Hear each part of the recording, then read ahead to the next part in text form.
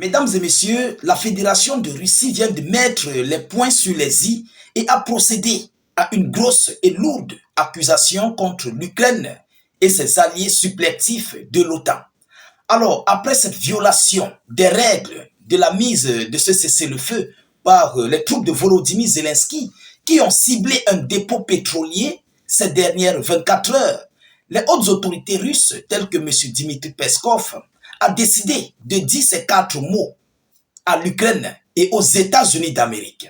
Oui, la Russie a envoyé ces 4 mots à Kiev et aux États-Unis d'Amérique.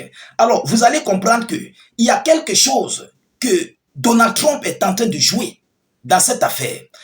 Selon les informations qui nous parviennent, M. Donald Trump et Vladimir Poutine avaient causé pour un cessez-le-feu sur les infrastructures énergétiques. Mais contrairement à ce que M. Donald Trump et Volodymyr Zelensky se sont dit, c'est le contraire. Oui, mesdames et messieurs, et les Russes ont dit ce qu'ils veulent dire à M. Donald Trump et à Volodymyr Zelensky. Alors, avec Vladimir Poutine, Donald Trump avait dit on ne doit pas cibler les infrastructures énergétiques, donc ce qui produit du courant. Alors, mais du côté américain et ukrainien, M. Donald Trump a interdit à ce qu'on vise les sites énergétiques et aussi des infrastructures, que ce soit civiles.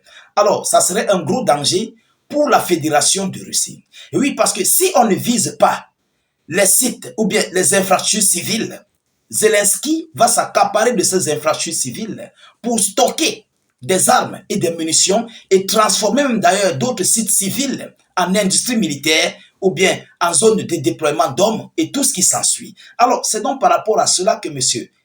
Dmitry Peskov, le porte-parole de M. Vladimir Poutine, est sorti de son silence au nom de M. Vladimir Poutine pour envoyer des grosses accusations et dénoncer de dire ces 4 vérités à Washington et à l'Ukraine. Mesdames, Mesdemoiselles et Messieurs, qu'est-ce qu'il dit?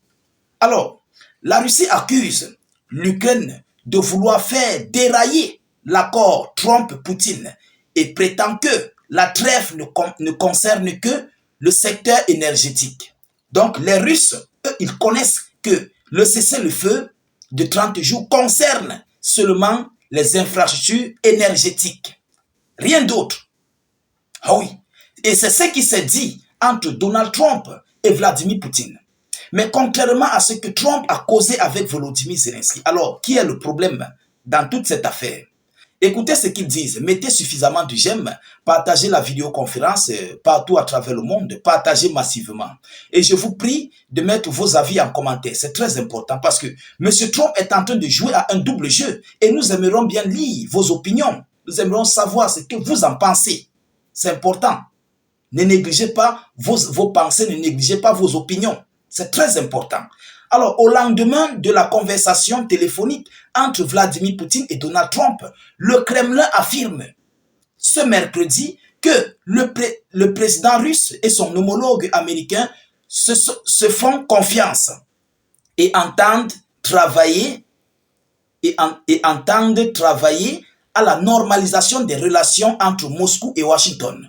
Les présidents Poutine et Trump se comprennent bien, se font confiance et ont l'intention d'avancer pas à pas vers une normalisation des relations, a déclaré le porte-parole de la présidence russe, M. Dmitry Peskov.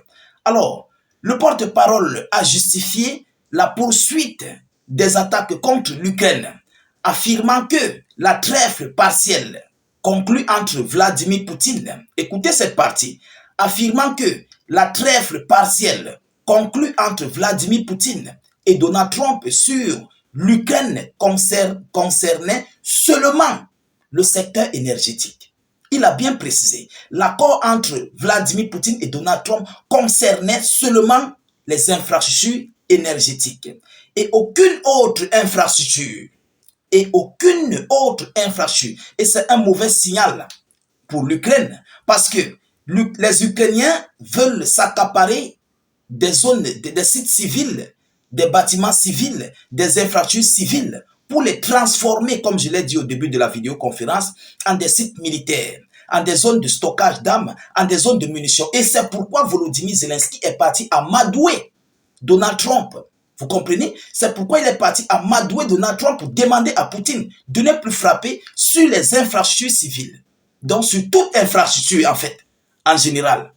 Sur toute infrastructure, personne n'a le droit de frapper sur l'autre. Alors, je crois que ça, c'est Zelensky qui l'a fait. Et oui, c'est comme je l'ai dit.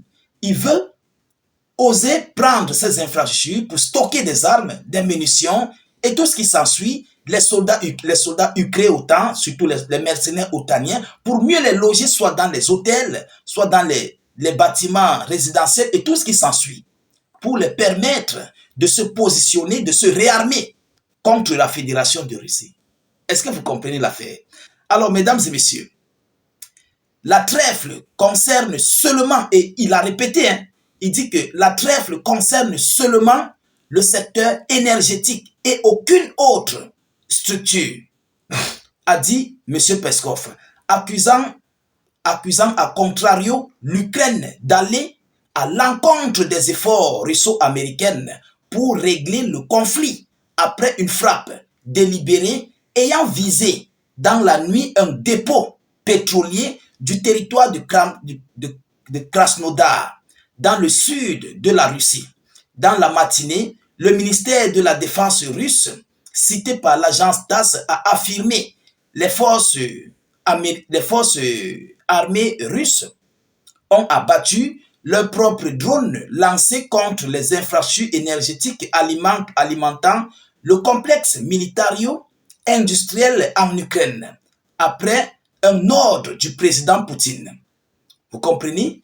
Donc, les Russes, pour eux, ils savent dans leur tête que c'est seulement les infrastructures énergétiques qui n'ont pas le droit d'être touchées. Mais ils ne connaissent pas un autre, ou bien un autre site ou quoi que ce soit. Non, pour eux, ce sont les sites énergétiques qui sont interdits. Alors, ce qui veut dire quoi? Ce qui veut dire que les Russes veulent contredire ce qui a été dit entre Volodymyr Zelensky et Donald Trump. Autrement dit, les Russes vont frapper sur les autres sites, mais sans compter, sans toutefois toucher les sites énergétiques. C'est ce que cela veut dire. Et il précise bien, il a répété à 2 reprises. Et je vous le dis, c'est un avertissement. C'est un avertissement et en même temps un ultimatum et en même temps une accusation. Et aussi, ils disent leur carte vérité et ce que eux, ils en pensent faire par rapport à cette annonce. Mesdames, Mesdemoiselles et Messieurs, l'émissaire américain Steve Witkoff avait, quant à lui, affirmé mardi que la trêve concernait l'énergie et l'infrastructure en général. L'énergie et l'infrastructure en général. Mais ça n'a pas été dit, ça ne s'est pas dit entre Vladimir Poutine et Donald Trump. Bon, à qui l'erreur? À qui la faute? Voyant cette situation, mesdames, mesdemoiselles et messieurs, nous sommes en train de constater, pour moi particulièrement, je ne sais pas ce que vous en pensez, nous sommes en train de constater que les États-Unis d'Amérique veulent jouer un double jeu à la Russie. C'est un double jeu qu'ils veulent faire à la Fédération de Russie. Et il faut que Poutine et ses hommes fassent très très attention par rapport à ce que Washington veut faire. Washington veut en fait essayer de bloquer petit à petit la Fédération de Russie, mais continuer de soutenir petit à petit l'Ukraine dans son avancée, dans son combat contre la Fédération de Russie. Est-ce que vous comprenez ça? Est-ce que vous comprenez? Parce que pourquoi tu interdis ce que l'autre a besoin, mais tu n'interdis pas ce que l'Ukraine a besoin? Bon, Poutine a dit arrêtez de soutenir l'Ukraine, que les Européens arrêtent de soutenir l'Ukraine. Tu ne regardes pas ça, tu ne parles pas là-dessus, tu n'annonces pas une nouvelle là-dessus. Voilà ici le 2 poids 2 mesures. Mais tu interdis à ce que la Russie frappe sur les infrastructures où les hommes venant de l'OTAN, les munitions, les drones, tout ce qui vient de l'OTAN peut être stocké. Tu ne veux pas qu'on frappe sur ça. Mais tu ne veux non plus dire à tes alliés otaniens que arrêter d'envoyer cela à l'Ukraine. Bon, je crois que c'est la Russie qui serait dupe. C'est Poutine qui est dupe dans cette affaire. C'est Poutine qui va se retrouver en bas de la chose, où Zelensky et ses alliés européens et otaniens vont marcher dessus. Ah oui, mesdames et messieurs, il faut qu'on se dise des vérités. Et il faut que Poutine se réveille, lui et son administration. Sinon, il se fera trop tard. Je dis trop tard pour lui. Parce que lorsque nous observons même d'ailleurs le règlement de ce cessez-le-feu, nous constatons que Kiev a plus d'avantages venant des États-Unis d'Amérique par rapport aux avantages que la Russie reçoit des États-Unis d'Amérique. Oui, essayez de peser, essayez de voir qu'est-ce que les États-Unis d'Amérique ont fait en faveur de la Russie dans ce conflit russo-ukrainien. Mais regardez ce que Washington a déjà eu à donner depuis l'arrivée de Donald Trump. Regardez ce que Washington a eu déjà à donner à l'Ukraine. Et regardez ce que Washington a donné à la Russie. Quoi? Washington a donné quoi à la Russie? Les paroles. Dès que l'Union européenne gronde, Donald Trump change. Dès que l'Union européenne s'oppose, Donald Trump change. Après un appel téléphonique de M. Volodymyr Zelensky, Donald Trump change de langue. Dès que l'Union européenne gronde, Donald Trump change de langue, il se retourne contre la Fédération de Russie. Mais est-ce que c'est ça être médiateur? Bon, je crois que le moment est arrivé pour M. Vladimir Poutine d'agir. Le moment est arrivé. Et de montrer que eux, ils sont sur leur décision. Parce que si la Russie, au 3e sommet de paix, ou bien 2e, je ne sais pas combien, si la Russie se laisse encore berner, je vous le dis sincèrement, Washington aurait compris le système de la Fédération de Russie et va continuer dans ça jusqu'à ce que Poutine serait incapable, la Russie serait incapable de frapper sur l'Ukraine. Mais l'Ukraine va bénéficier de tout ce que l'Union européenne et l'OTAN aura besoin d'envoyer. Ça, c'est clair. C'est mon analyse à moi. Mais avant d'entrer dans les analyses, observez d'abord les balances d'aide venues des États-Unis d'Amérique et venues des États-Unis d'Amérique vers la Russie et venues des États-Unis d'Amérique vers l'Ukraine. Vous allez constater que Washington est en train de favoriser tellement l'Ukraine par rapport à la Russie. Il faut qu'on se dise des vérités. Alors, mesdames, mesdemoiselles et messieurs, c'est cette information que j'avais à vous relayer dans cette vidéoconférence. Mettez-la partout à travers le monde, partagez cette information au maximum.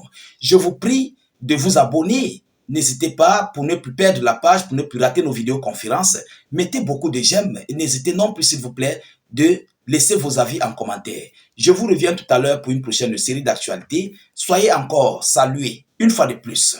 Ciao, ciao.